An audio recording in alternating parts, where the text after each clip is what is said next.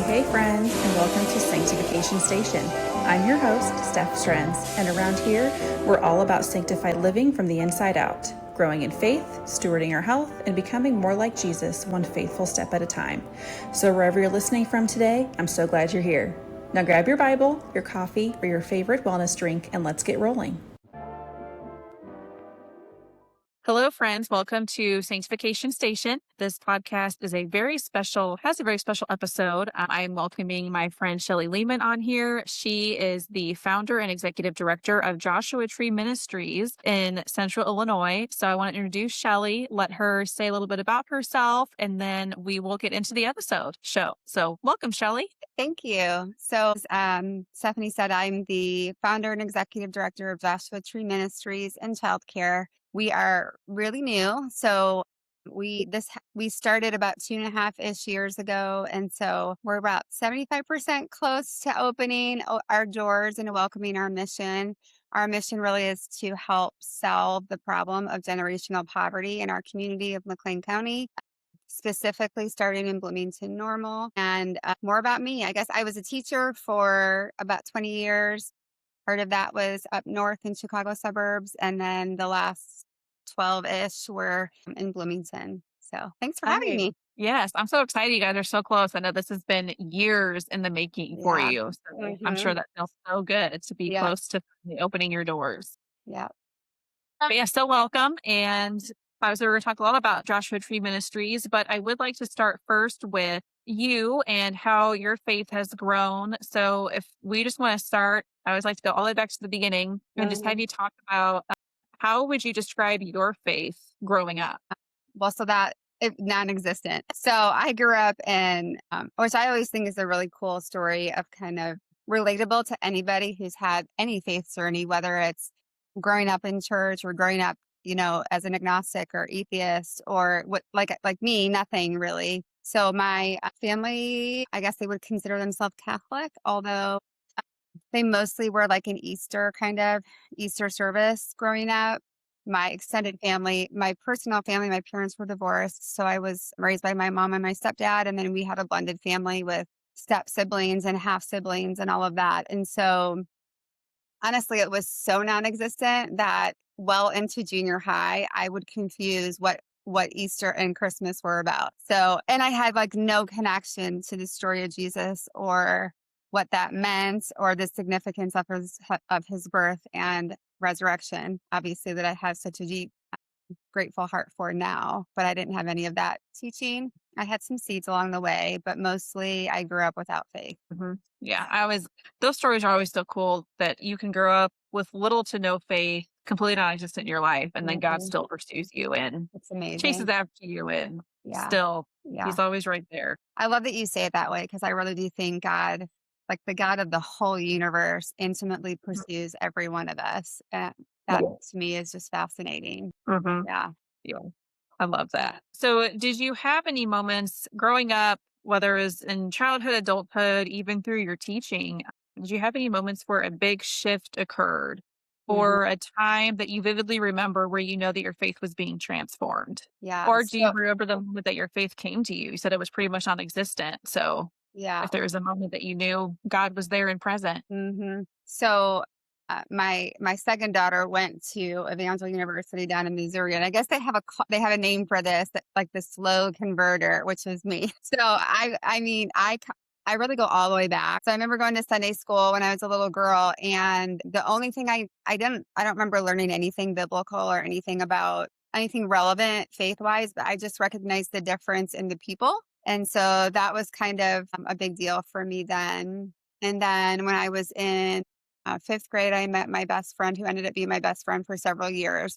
We don't live in the same place anymore. And so that hasn't really lasted although I would still consider her a close friend, but she was a strong believer. And so I don't want to say she discipled me, but she planted seeds where there was times to plant seeds. And so that happened kind of through junior high and a little bit of high school. And I remember enjoying worship.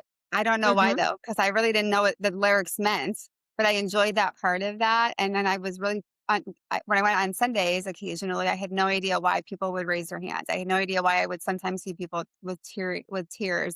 but it was like everybody there knew what was going on except for Mhm. me. So I never felt like I should ask, why are they doing that?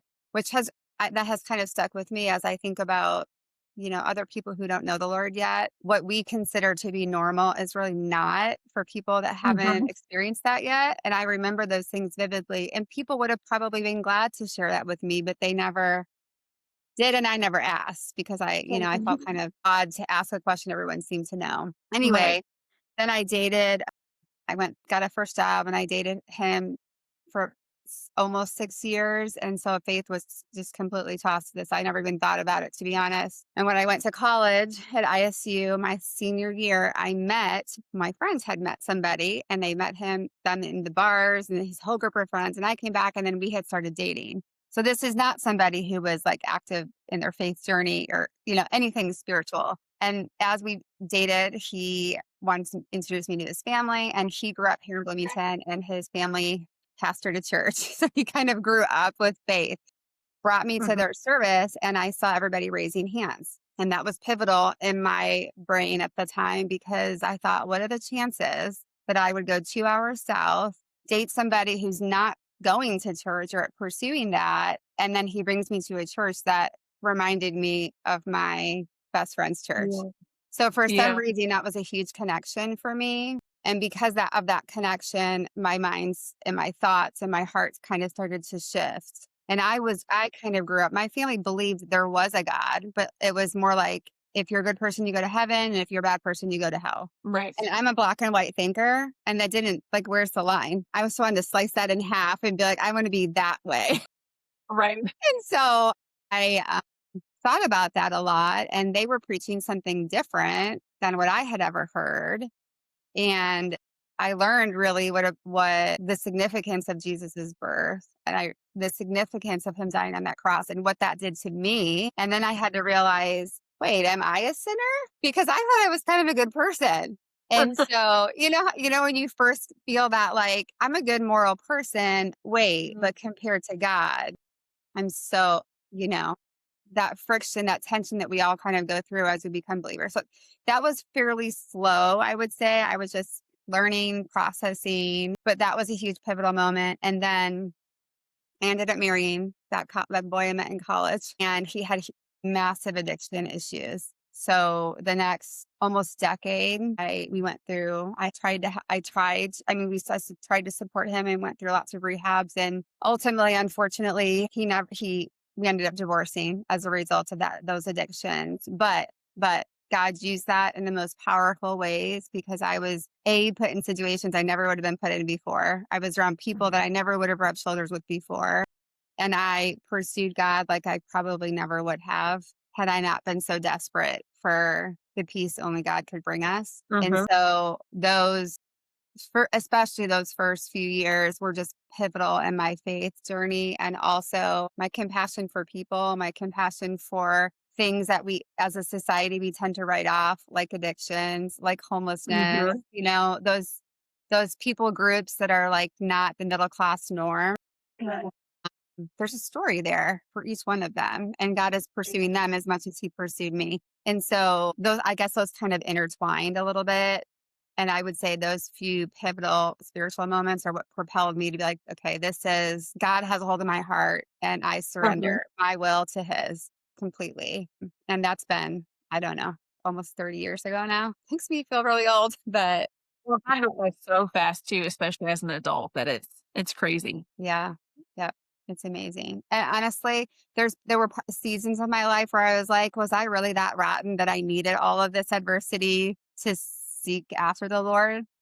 That stinks. But I needed to be that desperate in a place where I felt like I couldn't Yes. do it on my own and I needed God. So, but Yeah, it's very humbling when you realize how much of a sinner you are, and I feel like some people struggle with that because, especially in this society, we're always told you to focus mm, on your happiness, and you matter first. You should come first, and that kind of puts us in a place where we don't want to be told what's wrong with us then, mhm. because that means that we might not always be able to put ourselves first that way. So I think for me, it's been very humbling to find out I'm a sinner, but also very comforting to know Yeah. that even though I am a sinner, God still pursued me.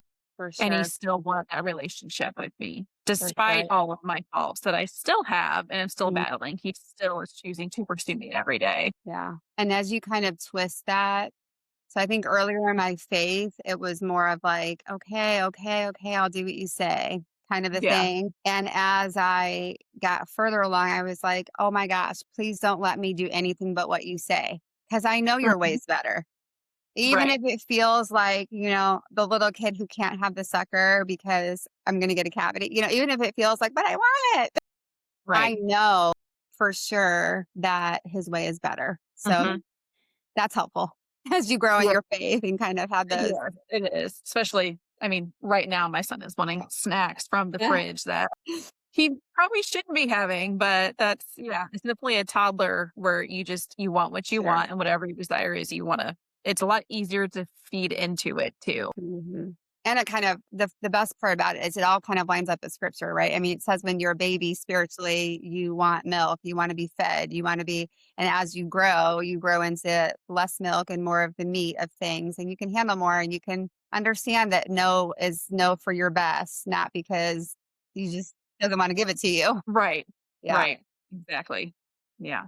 Well, good. Thank you. I'm glad you shared that. I feel like a lot of people who are newer in their faith or don't even know it. It's exactly what you said, where we may think it's normal, but it's not normal, and the way they are perceiving it can be so different than what we would assume. So it's always so interesting how people's perceptions can be different in the same situation. But like your moment where you heard people and saw people worshiping, how that stuck with you. Hmm. And then for me, it was always friends who kept talking about Jesus, and like you, they always seemed so different, Yeah. so much happier. And it seemed like they felt things a little bit deeper. I never understood that until coming to Mm, Christ. And I was like, for sure. that makes a lot of sense now. Yeah. Yeah. I understand where you're coming from a little bit better. Mhm, mhm. And I think people, I mean, I don't know, I feel this way. Like when I am communicating with people or interacting in any way, I I recognize that I'm representing the Lord. So Mhm. like I'm not trying to be churchy or fake or anything, but I'm trying to be a good representation of what he is. And I'm trying to be kind. I'm trying to be patient. I'm trying to like have an ear that listens to people and truly sees them. And so I think I was seeing a lot of that too, people that Mhm. were, and I think that gets I think that sometimes gets twisted a little bit in society too as like fake or Christiany or I don't think that for the vast majority of believers, I don't think that's true. I think they're trying to live out what Mhm. Jesus tells us to live out in our human flesh that is, tends to get annoyed with people or be impatient or, Right. so. Yes.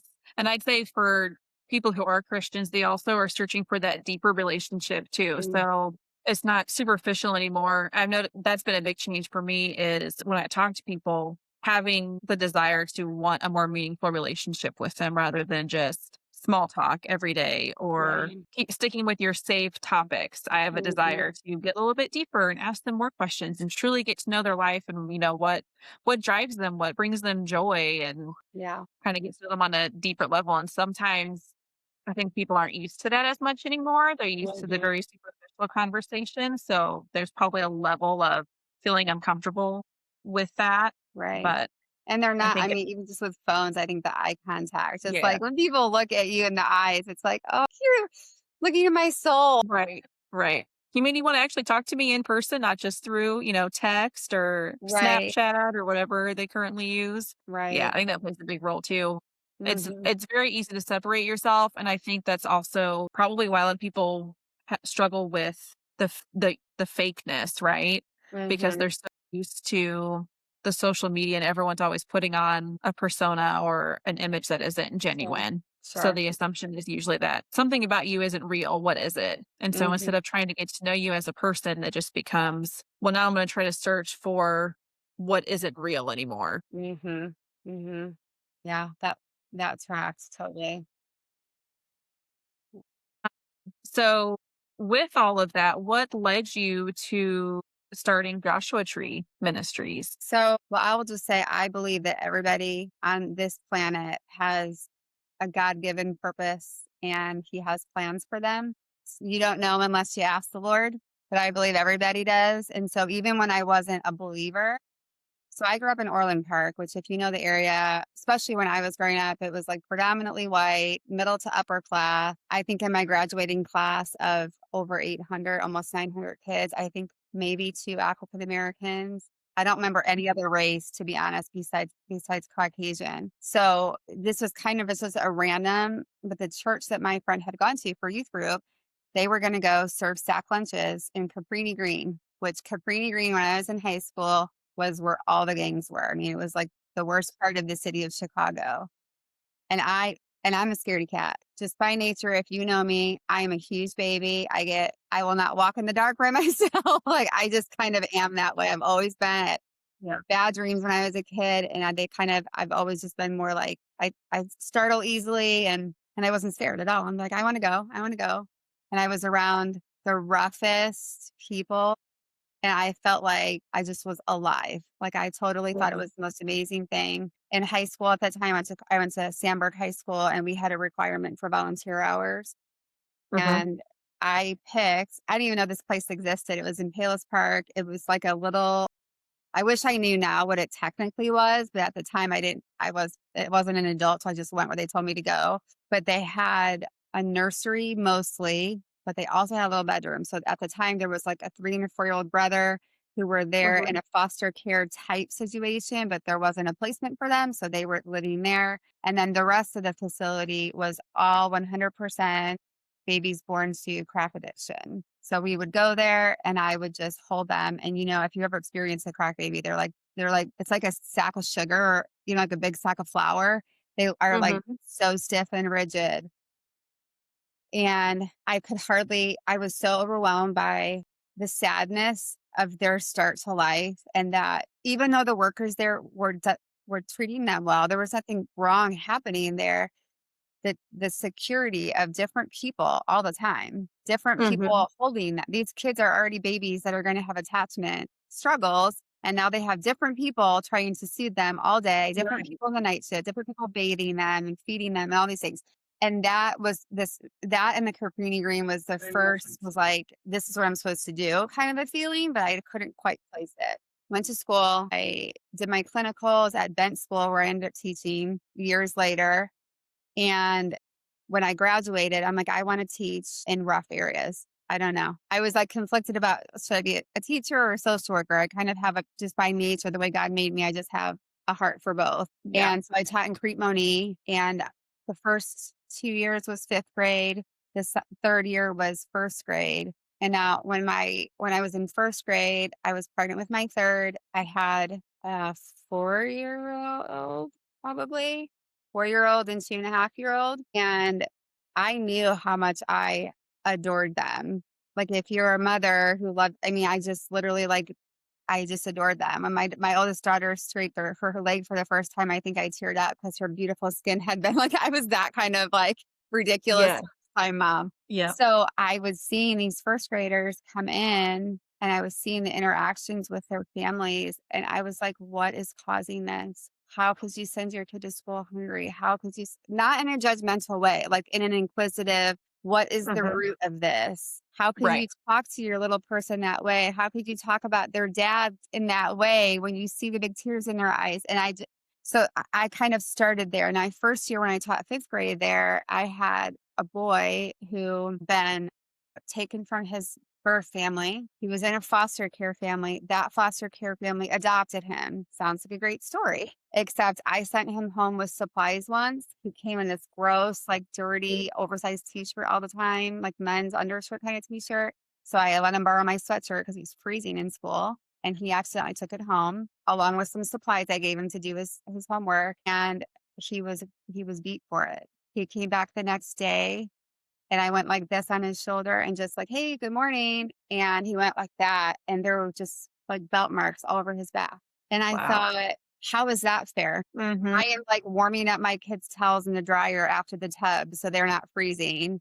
And this poor kid started Right. life being abused by his family and his second family he's being abused by. And I just and I was a believer. I was a new believer. And so I was praying like, Lord, how does this happen?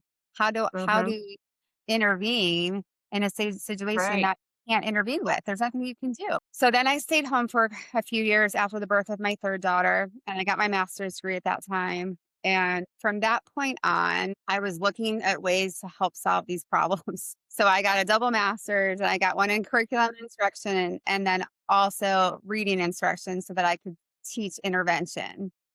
Well, at the time then when I graduated, I couldn't get a job in the classroom because I was being going to be paid too. I was going to be paid too little, so I was only getting offered jobs in like as interventionist, or I ended up getting my first job out of there in Decatur at Stephen Decatur, but I was their department head, so I was working with teachers, which was not my calling really. But the benefit of that is I had lots of exposure to seeing what kids where they ended up at that age. Mhm. But at this time, I taught preschool when I was in my undergrad.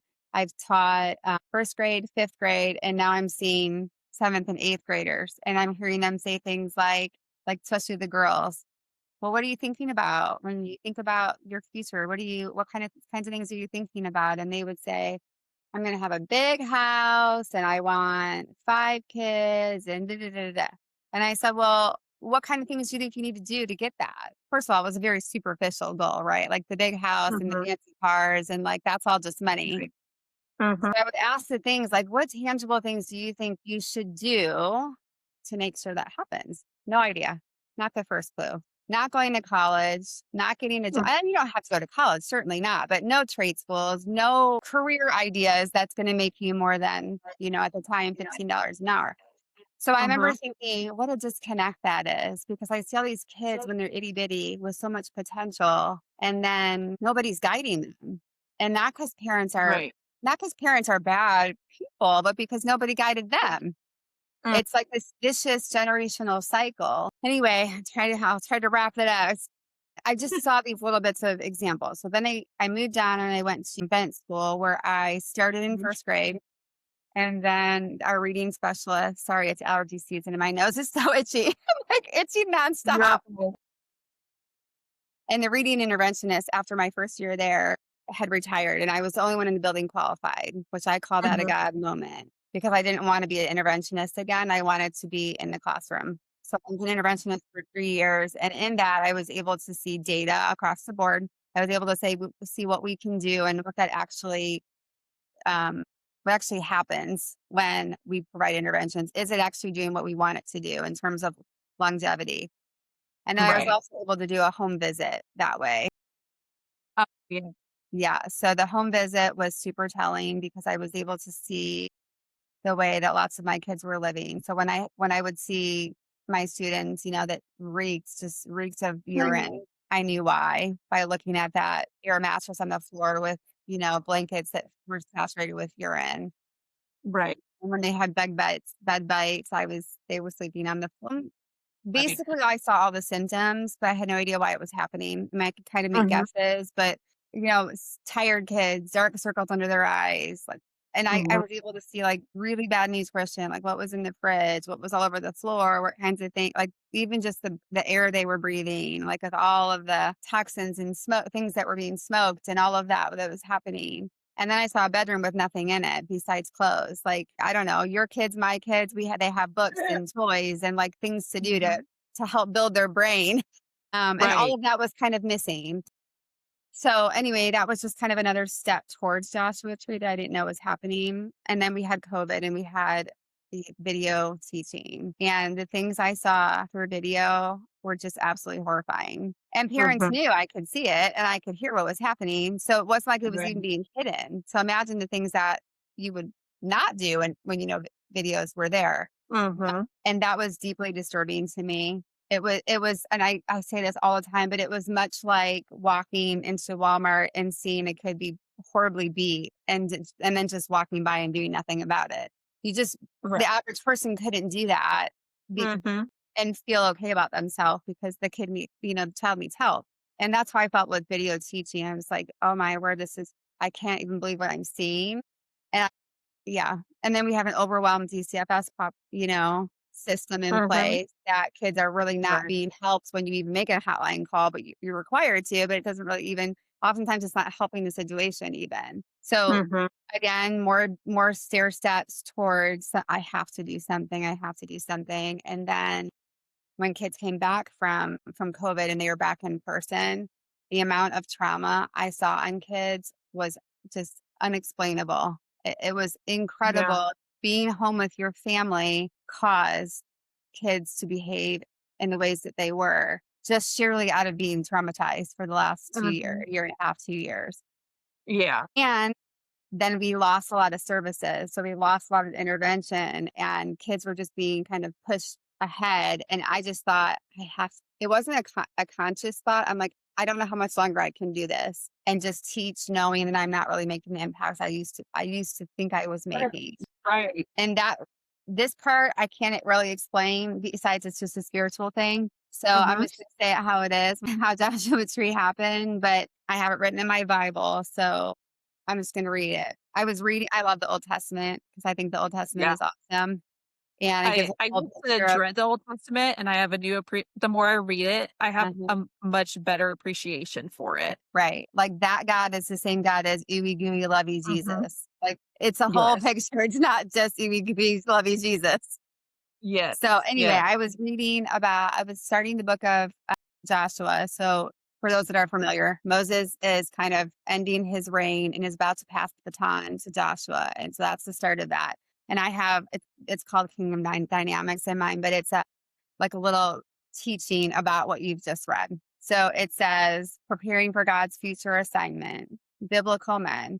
Though Joshua had long assisted Moses and had served God's people as a military and tribal chief, he had never been the primary leader of Israel. When Moses died, this challenging assignment was given to Joshua, and he had to prepare the community to follow God into his promise and plan. Godly believers will at some point be called to courageously step into an assignment that, regardless of their experience, they will feel is beyond them. Whether it is leading in a family, in a job, in a community, or in a church, the lesson that can be learned through Joshua's life is that to prepare early for the unknown, future kingdom opportunities. Joshua did this, serving well as a follower, staying hungry for the presence of God, embracing escalating levels of responsibility, displaying faith in the face of fear and doubt, walking obediently under the Lord's commands, and living a life open to the anointing of the Lord.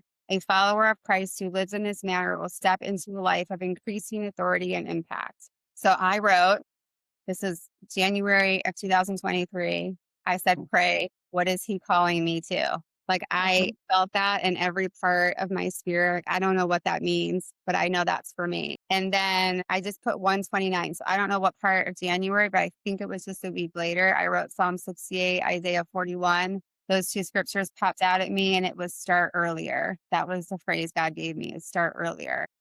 So I was in church a week after I read this. I was in church in the middle of a sermon that I don't think was like, it wasn't the sermon. It just happened to be the timing. Mhm. And when you walked with the Lord long enough, you just know his voice. So when I say if he told me I was like, I knew it in my spirit. I didn't have to, it wasn't my thoughts. And it was the problem that you're wrestling with is that by the time you get kids in second grade, which is so sad, their whole life, the amount of trauma and life experience that they've had has formed who they are.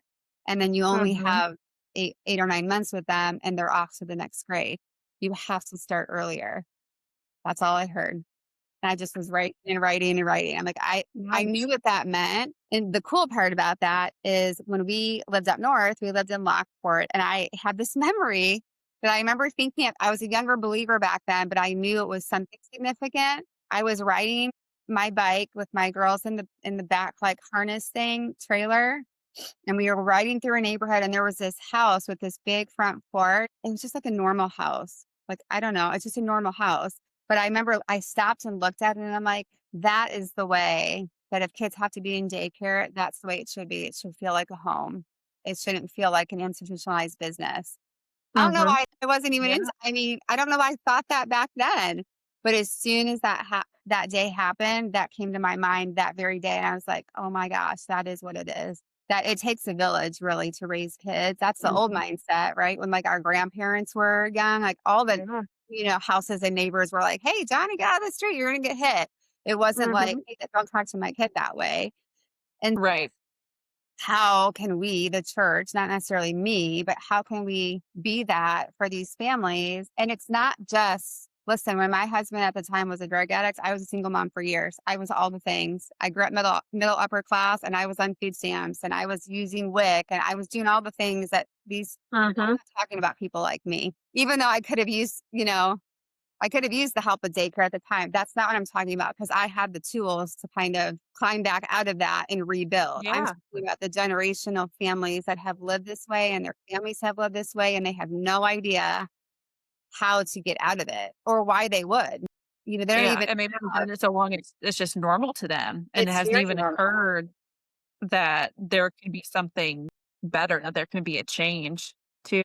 Yes. And it's not really just financial. It's like just the freedom of, Mhm. I am made with purpose and I can do anything that God calls me to do. I don't have to work at a gas station. I don't have to sit at home and have 10 kids. I can if I want to. I feel like that's where God's Yeah. calling me to, but I'm not stuck in this cycle of doing the same thing. And especially because I've taught older kids and I've taught younger kids. When kids are little, they're all the same. They have beautiful potential. They have all of these giftings. And as they get older and are just beat up by life and told they're nothing longer and longer and longer, they don't believe that. They don't even recognize that they have talents. And Right. so it's been longer than I wanted it to be, because I was like, okay, I'll do it. And two and a Right. half years later, we're still not open.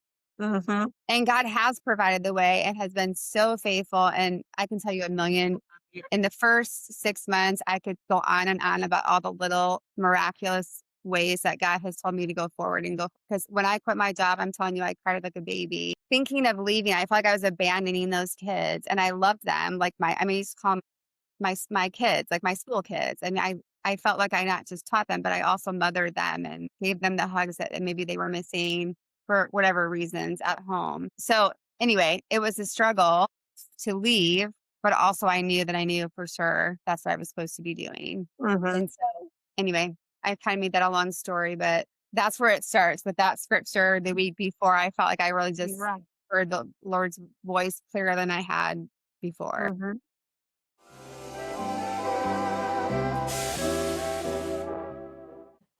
Okay, y'all already know around here we care about sanctification from the inside out.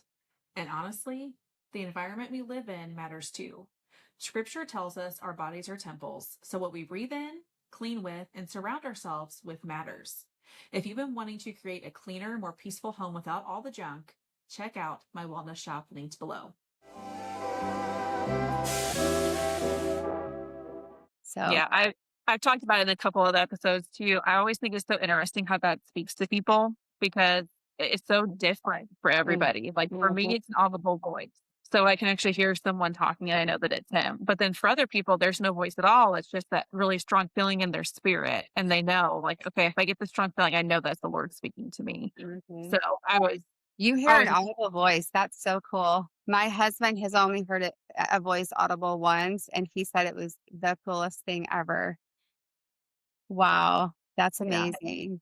Yeah, I yeah, mean, there's times when I've had dreams that I knew weren't, and I tried to help like my own kids with that. Like you just know the difference between I ate too much pizza the night before and a spiritual dream. So yeah. I've definitely had dreams that were, I'm like, oh wow, that was from God. And we should all expect that. I mean, it's all over the Bible. People and Hmm. that's one of the primary ways God spoke, especially in the Old Testament, is by dreams and visions. So Hmm. I kind of have an expectation of that too. Like, Lord, when I go to sleep tonight, please give me an answer, because I don't know where to Yeah. go next. I mean, he doesn't always. I would say most times, more times than not, he doesn't in a dream. But occasionally I do have a dream where I feel like the Lord really spoke or healed something in me or prepared me for Right. the next thing or just made me aware, like, it's not a lack of faith, but it's more about your fear, or Yes. corrected me in that way. Right. And I know for me, because it's the audible voice,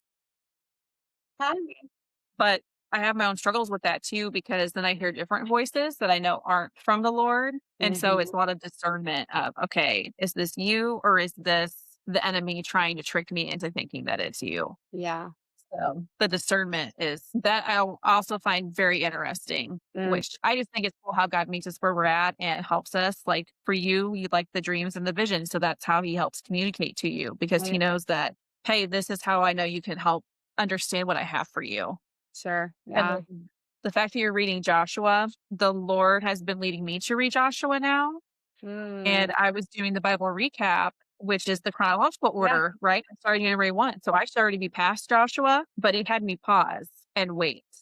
I waited for a long time. And he said, okay, I want you to focus on this and Mm, stay in the book of Joshua. And wow. so he's ever since then, I think you are maybe the second or third person who's brought up Joshua in some meaningful way about how it's impacted your life. Mhm.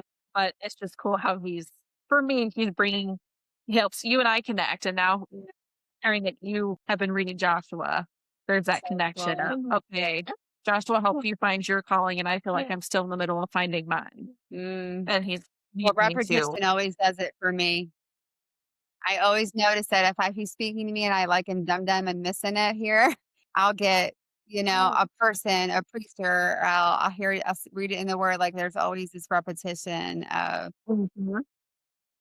that's cool though. That's cool for you. I hope that that kingdom dynamic commentary was helpful to you or Yes, encouraging. it was. It was very encouraging. It was like, okay, I know you are leading me on this right path, and I know that I just need to focus on what it is you have for me. Because one of my struggles is I get distracted very easily, Mhm, and I get overwhelmed because I am a person who puts a lot on my own plate without always getting the Lord's guidance on it. So mhm. it's very encouraging, and also like, okay, I told you this already. You just need to focus and stay the course. Yeah, so I was that way too. I was always a yes person, like, or and not even just yes, like agreeing, but I was always like, well, I can help. Let me help. I was just, and it's interesting because I haven't like had counseling or anything about this, but I just feel like the Lord has just narrowed my path. Where even I've had, like in the past, when I've had if I would have had an email for somebody that's a single mom that needs help, I couldn't have told them no. Right. And now it's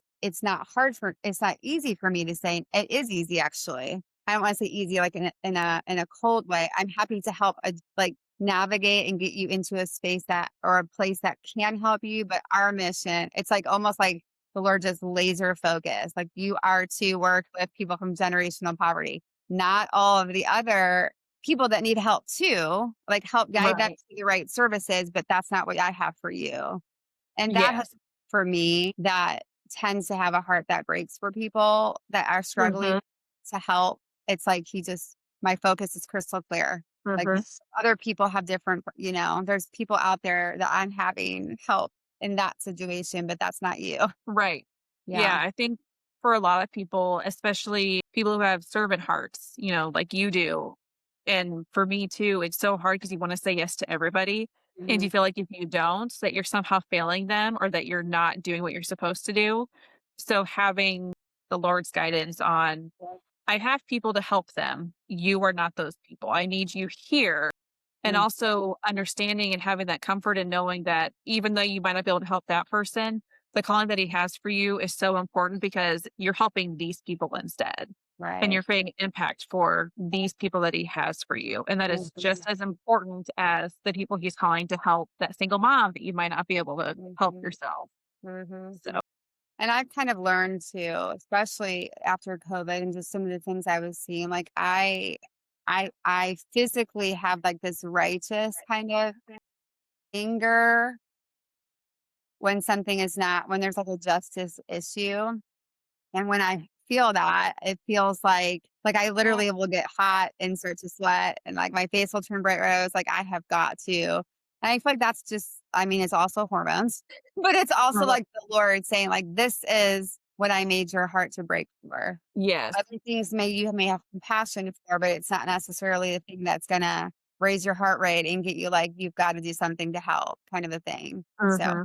which Yes. I think is cool. I think he's made every one of us that way, and maybe even for different seasons. Like when I was little, the justice was like for my kids and my student. Like I will protect and advocate for you because that's my leadership role at the time. Not that it's not now. I mean, they're still growing. It's like I'm done being a mom, but my focus now has shifted into the other family and even and parents too, not just kids. I mean, Mhm. all of the, Yeah. my all of my students that were growing up difficult, their parents had also. So, Yes.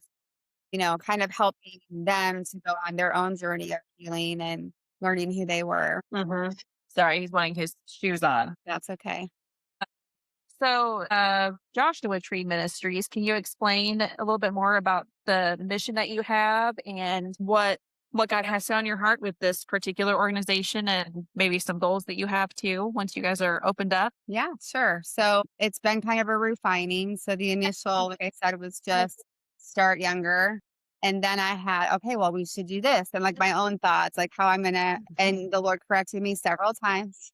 Like, no, I said to do this. And so our mission really is to help families break free of generational poverty. And we're starting with infants because we want to have families for 5 years at least and hopefully beyond. So we have them from the time they're infants all the way to school age. And then help them even navigate what are the school choices? Like, is homeschool an option? Do you do that? Are you in a place where you would be a good, all day teacher for your child? Are there Christian schools around that you think would be a good fit and we could help you Right. apply and kind of walk alongside that?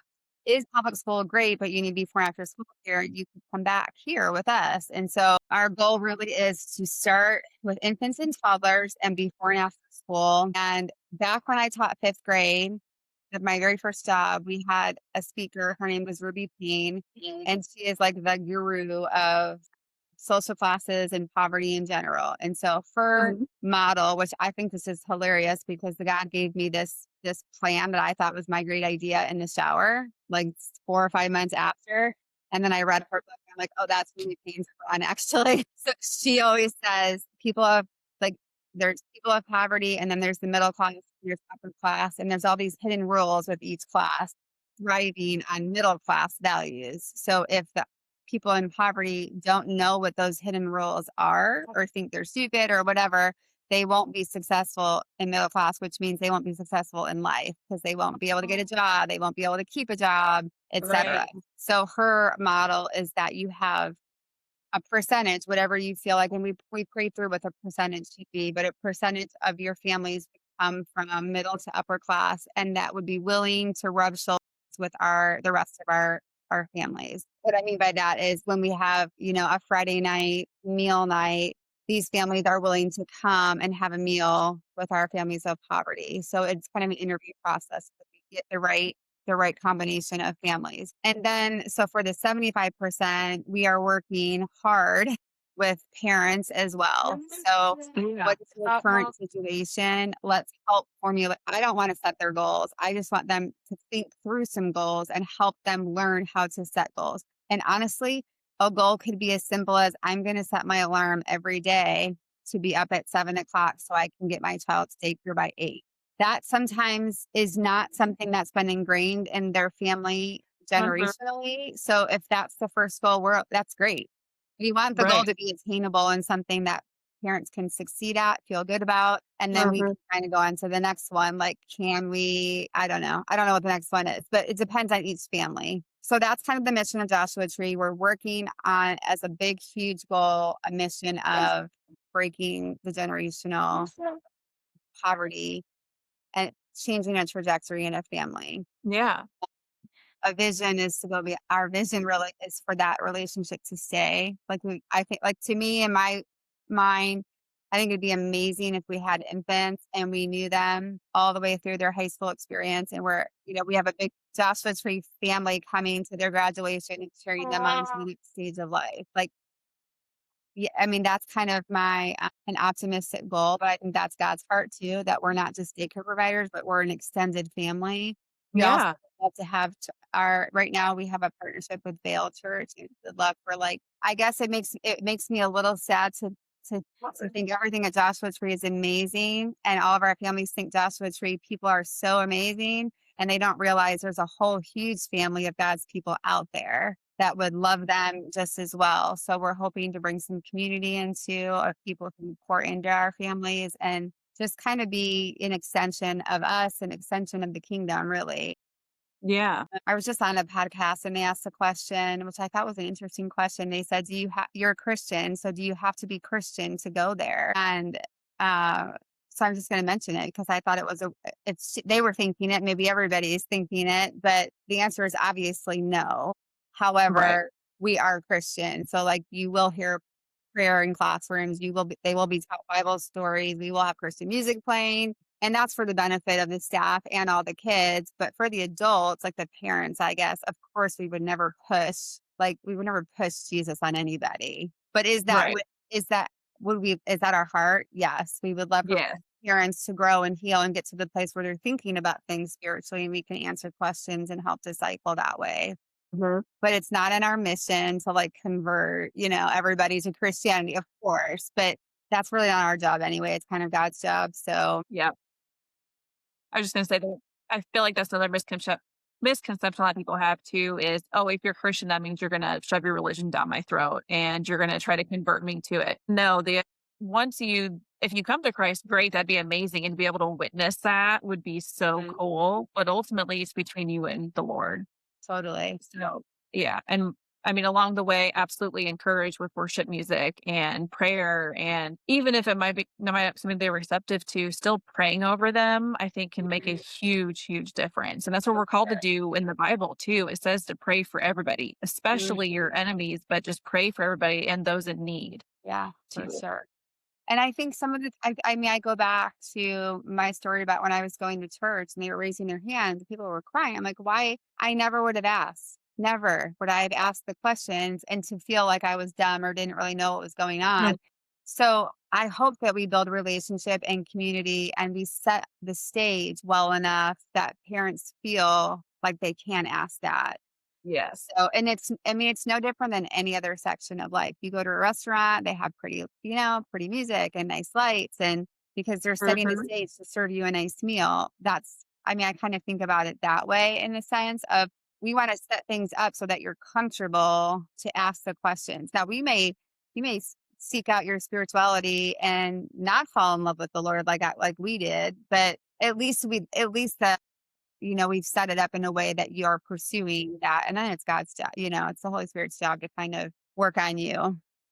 Yeah. So anyway, that's kind of a long-winded mission. And No, I love that. I didn't realize how I don't even know what the right word is. I feel like so when I first heard of it, I thought of it as just a daycare center and that was it. Mhm. And knowing that it's so much more involved and you're bringing the parents into it and it's really about more caring for the families. It's not just Yeah. we think of as a daycare where from the hours of 8 a.m. to 5 p.m. you care for this child, then you send them home and whatever happens, happens. It's Yeah. the whole heart and soul going into it of no, you are now my people. You're part of Mhm. my family and I'm going to take care of you like you are my family. It's totally different level than I think what some people Yeah. might think, which is very, very cool.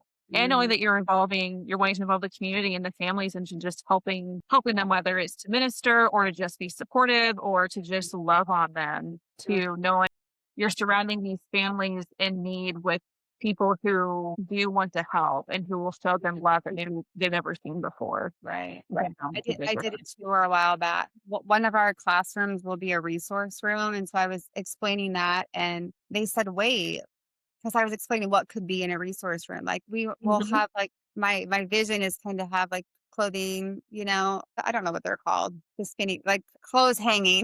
I'm just gonna say that mhm, clothes hanging. So if parents have an interview and they don't know what to wear and they're trying to look for something appropriate, they don't have money to go buy something, that we could offer them something to wear, kids' clothes, new shoes, diapers, wipes, mhm, formula, and they were like, wait. They basically are getting free daycare and then you're gonna give them diapers and wipes, and that thought process is twisted, I think. mhm. From my perspective, it feels so you mean to tell me that from 7 AM to 5 PM, we're gonna change them promptly as soon as they wet, we're gonna feed them as soon as they're hungry, we're gonna have them in clean clothes, we're gonna bathe them if they need to be bathed, and then we're gonna send them home on a Friday to Sunday where that might not happen, and they might sit in a dirty diaper because nobody has diapers? and they might not eat as much as they have because they ran out or they sold their formula money because they needed gas money. How is that loving people well? Right. So it's kind of and I get where that comes from. That comes from, especially in Illinois, but like where people in generation poverty have lived off the government for generations upon generations, and it never changes because that's not what we're doing. That is not Right. what we're doing. We are giving them baby steps and providing the tools for success as they are able to provide more for themselves in with the goal of independence. I mean, besides the Lord, but like physical, being able to buy your own diapers. But if you can't, you can't. And if we're not going to, the kids shouldn't suffer for that. Mhm. So, but again, I loved the question because I think that's an honest question. And a lot of people are like, all you're Yeah. doing is giving free daycare. Not really. Not really. Well, and I think too, it's also the mindset of, well, why is that your responsibility? Someone else should do that. It's never, I can help with this problem. It's always, well, someone else can help with this problem. Why can't? And it's usually the government because we've heard the promises before. Well, the government should be able to help them. Why are you doing it? It's like, well, Mm. why not? You Well, if know, you're a if Charlie Kirk fan, you would say that that's backwards thinking. The church is actually right. supposed to help people, not the Yeah. government. Right. Well, and how imagine the shift we could make in our communities if we did just switch that mindset where instead of pushing it off and making it the government's responsibility, we made it a responsibility for ourselves and our local community to serve the people that we, live next to and that our Mhm. kids are growing up next to Right. and showing that one, that's going to break a generational curse because Mhm. you're showing those children what love really looks like Right. and helping those parents too to navigate that. And so if they're exposed to it, they're going to grow up wanting to do the same because it Mm-hmm. has such an impact on their well-being and they're going to remember that and they're going to want to go out and be like, wow, that made such a huge impact for me. I want to go out and I want to do this now. Right, right. We've been praying. I mean, we've been praying for our specific because our infant room holds 12. Like, well, you can only have 12 infants in a room, no matter how big the room is. So that means 9 of those kids is our 75%. So how do you pick 9 with such a huge Right. need? We've been praying since the onset of this for God to give us the specific families that will be changed and they will go back into their community and they will model what it looks like to live different. So we Hmm. just believe like 100% that when we Yeah. open up our doors and when we open that the Holy Spirit will just kind of lead who we interview and who we say yes to, and that those would be the people that He's picked that they have enough of a desire for something different that they will do the work that it will take to do something different. Doing anything different is always work. Big scale, Yeah. little scale doesn't matter what the perspective is. If I sit on a couch 10 hours a day and I work on my computer every day. Well, taking a walk after dinner is a little bit of work I don't really feel like doing. So that's Hmm. no different than I'm not used to waking up ever for a job. I don't want to. And that's going to take work to change my thinking behind that and to find value. What's the point of waking up early? Like, what's the value there? What am I getting for that? And so, yeah. Anyway, so we just kind of know the kids that we get, they're going to be the right kids, they're going to be the right families, and Yeah. it's not gonna be And I think easy, but God will be in it, so I think it'll be cool to see how you can create that snowball effect too, where yeah, you're worried about how you can help everybody and knowing that you're going to bring families in who are probably going to help spread that and they're going to find their own ways to help the families that you can't yeah, being and able then to who spread gets it. the glory, So, right? Of course, all the glory goes to God because we didn't really do mhm. anything besides say yes and be obedient. Right. We can't I mean, we're just one Yep. person. We can't change the world, but No. God can when we partner with Him, so Yep. God can. He's, like I said, he's given all of us a very specific purpose and it's all for his plan and his good. We all play a small role and it might not seem significant at sometimes, but it is so, so important. Just the domino effect of mm, like you had that one memory that you remember vividly and you weren't sure what it meant. And then you've heard this sermon at church and it wasn't even the sermon. It was just, the timing of it. And then you read this verse and you've had these dreams, all these little pieces. It just shows how much God works in the details and how he sets you up for the purpose and the calling that he has for you. mhm, mhm. That was And really knowing that even though you're starting this new organization, it's still in the very beginning stages and they can still grow into so much more than what you can see right now. Yeah. Yeah. I So, think we tend to have an urgency and I kind of just see God seeing them through like, relax. I've mhm. got it. Yeah, And we're like, we're wasting time. We could be serving kids by now. And he's just, relax. I've got it. So, right. and I think there's things probably in me as a leader and the timing of where, I mean, some of those kids that he has in mind are maybe in utero right now. I just think there's things he's working and growing in me and the people that will have work for us too that Yeah. takes some time. Yes, exactly. So with Joshua Tree, what is that you need help with now? Are there volunteer opportunities? Are you still looking for donations? And where can they find all that information to help Yeah. you? So a lot of people like want to volunteer, and I love that. We've had lots of groups in there volunteering in seasons where we could. So we just painted our building, and there were tons of volunteers. It was awesome to see. We had another group that put all of our cribs together, which was a huge task. It would have been a huge task for me, but it's just a few hours, and it's really neat to see people coming together to do anything in Mhm. that building. I love it.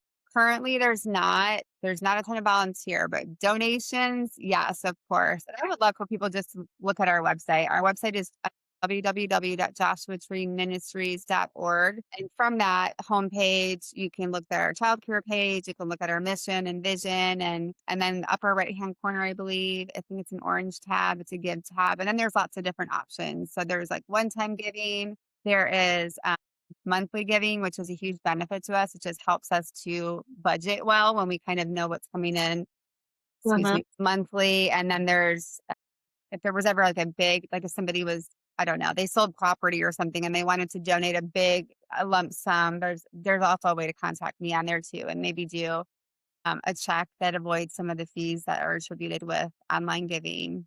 But yeah, our Mhm. website is a Yeah. great spot. We have a golf outing coming up. It's almost I was just gonna closed. say it. I was gonna ask about the golf outing. Yeah, we have, it's June 27th. Honestly, I don't even like golf.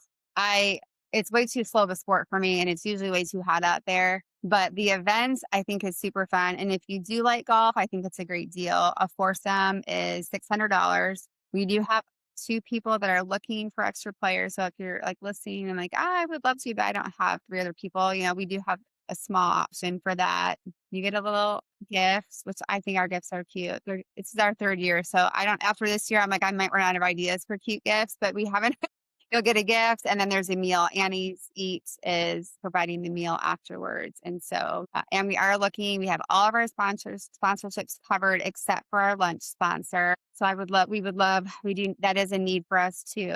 And then I said, I think we have two teams left available. So June 27th, I think I'm not even going to say it. I want to say we start timings at 8, but if I'm wrong, just check our website. I think it's at 8.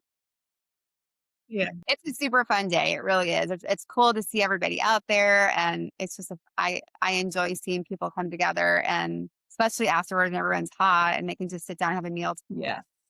And Yes. then we do the Labor Day parade isn't a fundraiser, but we participate in it. Mostly, I love seeing all my old students when we do that parade. But you can look for us there. We have Facebook and Instagram pages. We do have a Joshua Tree Ministries page, but I stopped kind of posting on that because it got a little bit confusing. So I mostly am posting on our childcare page. So if you look for that on Facebook and Instagram, and then in September we had an online auction last year that was shockingly so successful and also so fun. It was so fun to see people like, I don't know, like bidding against each other, like right down to the last minute. So the only thing I didn't love about it is that it was all online. So we didn't get to interact like face to face. So this year we're going to be at the Hesed House in Hayworth. If you've never been there, it is a beautiful venue. There's lots of weddings there is what they're mostly known for, but they have been really kind and given that to us for a really nice price. Very affordable for us. So we're going to have our online auction the last Tuesday in September. So Right. yeah, Good. but all of that, and that hasn't been promoted yet, but it will be on our website. So if you don't, people look later then. Yeah, and I'll make sure that I have the website and where they can find you on social media in the description too for all of the shows, and Yeah, that way people great. know exactly where to find you and can do it easily. Awesome. But Yeah. but yeah.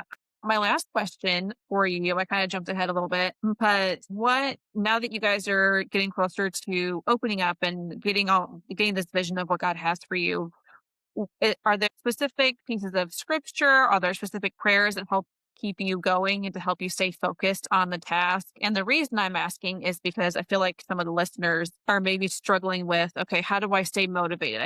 Maybe I know what God's calling me to do, or I'm still not sure yet, but how do I stay focused on that? So, what helps encourage you and gives you hope in those Mm, moments? This is such a good question. I'm going to be really authentic here. I think anytime you're on the right track with the Lord, there's times of hardship where he tests things that are still being refined in you. And so early on, there was so much like, yes, that's an open door. Yes, I'm going to keep going. Yes, yes, yes, yes, yes. And truthfully, not to make God sound like a manipulator because he wasn't. But once I got in where I can't get out of this now. Like I quit my job. I agreed to a building. I made this commitment. Then Hmm. it got harder and I wanted to get out. I'm like, I just want to go back to teaching. This is so hard. And it's like, I'm not a fundraiser. I'm not an accountant. I actually hate sales. I'm not good. I couldn't promote it. Well, I could promote it if I could promote a good lip gloss or something, but not if it's benefiting me. I just have a hard time with that. All the things I'm not good at, God's asking me to do.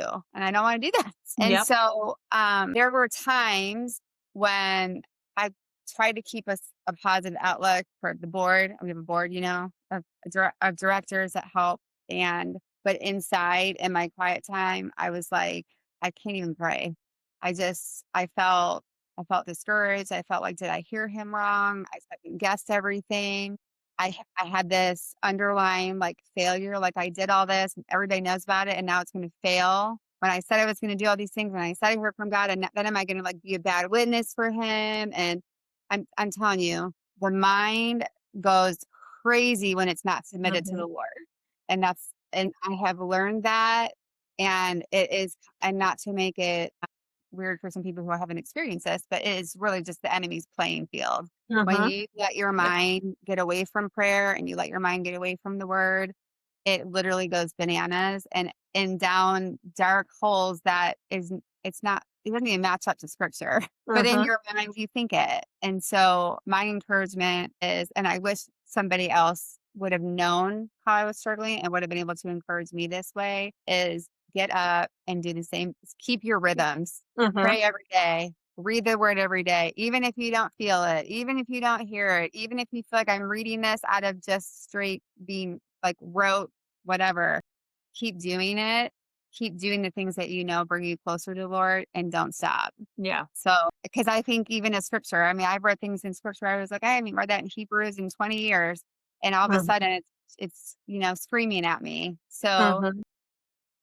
God, I mean, I just think the Holy Spirit directs what you should read and what you should be praying about and pray out loud. My daughter is just got baptized and she went on a walk and I've always told her, I'm like, you need to pray out loud. Number one, it tells the enemy who your allegiance is to. And number two, you get some clarity. Like this is me. I'm speaking it. It's Hmm. not, and God's speaking back to me. And it's this two-way dialogue. If it's in your head, you just think you're crazy. Was that me? Was that God? And it gets Right. confusing. And I got real quiet when I got scared and really quiet when I was frustrated. Like, what did I do? Did I give up my career? I gave up my retirement? All of those things, if I would have prayed that out loud, it would have been squashed. And so, I had to fail it to figure out I shouldn't do that ever again. Yeah, that's really good. I have a habit of praying to myself, and I think that's where I struggle a lot with whether or not I'm discerning the voice, if Hmm. it's God's or if it's the enemy. So I love that. That's really good. Praying out Yeah. loud. You're also, like you said, you're declaring your allegiance to the Lord, not to Hmm. the enemy. And so speaking that out loud, it also helps establish your faith even more and reassure yourself that you're on that firm foundation, that Hmm. you're planting your feet on the rock, not in the sand, and that Jesus he's the way, the truth, and the life, and he will Yeah. lead you. Amen. He's not going to steer you wrong. Right. Right. And it doesn't mean it's going to be easy. I No. mean, it probably won't. Any kind of growth really hurts. It's like, I just want to be cozy. I don't want to do that. And I feel So, like too in our world, the world that we live in. So we live in a fallen world, right? And so in Mhm. order for us to live and want to live like Jesus and want to be righteous and to go through that sanctification process of God refining and transforming your heart, you're going to be called to places that are uncomfortable and places that are hard and places where you're going to struggle. But in those seasons, that's where you also find that you're refined the most too. Yeah. I think if people look back on their lives, they look at the hard things they've done and then it makes them appreciate the goals that they've achieved, Mhm. or it makes them appreciate how far they've grown, helps them develop that, deeper sense of joy and understanding the Mhm. blessings that have been placed on them. And that comes through trials and tribulations that we all go through. And Yeah. so it's different for a lot of people, but just knowing it might be different, but the one constant is that God is there and he is the same yesterday and today and forever. And he loves you no matter what. He will always, always be pursuing you in that Yeah. way too. Yeah. And I just think we all have so many blind spots. Mhm. So we think we're doing great. And as soon as for me, as soon as I'm like, I kind of got this person thing down, it's like, oh, no, no, no. Remember when you said that? Or, it just kind of gets you like, okay, another peel of the onion coming off. Yep. So, Mhm. Yes. Another yeah, level of humility that needs to be for unlocked. sure. For sure. Yes. So funny. Okay. Well, do you have anything else to add? Anything else that you want to share with the listeners for today? I don't think so, but I appreciate our conversation and I feel like it's uplifted me and I hope that it Yeah. has for listeners to some degree too. So thank you. Yeah, thank you. So, everyone, thank you for listening. I will have links in the description of where you can get in contact with Joshua Tree Ministries, where you can donate and just give if you're interested in the golf outing and or looking for the auction coming up.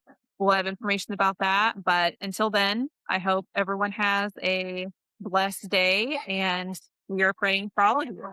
So. Thank you so much for joining me on another episode of Sanctification Station. If this episode encouraged you, be sure to follow the podcast, leave a review, and share it with a friend, because those small actions make a huge difference in helping more women discover the show. For wellness resources and ways to connect, check the links in the description notes. And remember, we're pursuing sanctified living from the inside out, one faithful step at a time. Until next time, I'll see you at the next stop on Sanctification Station.